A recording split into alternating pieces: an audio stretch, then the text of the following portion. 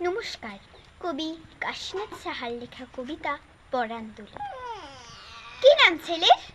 পরাণ দুলে। কোথায় বাড়ি? বেল পাহাড়ে। কি আছে সেথায়? দারিদ্রতা, আর কিছু নাই।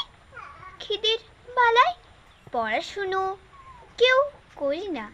স্কুল আছে নয়তো কাছে, কত দূরে দ্বীপান্তরে।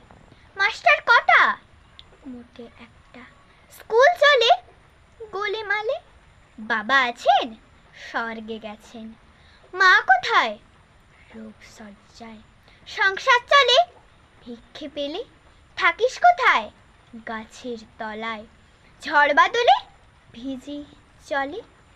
ডাক্তারখানা একটাও না। অসুখ বিসুখ সব ঝাড়ফুঁক। পূজা পার্বণ শুধু শালবন। হিন্দু না বৌদ্ধ? জনযুদ্ধ কেন হলি কি করে বলি? পুলিশ আসে মাসে মাসে।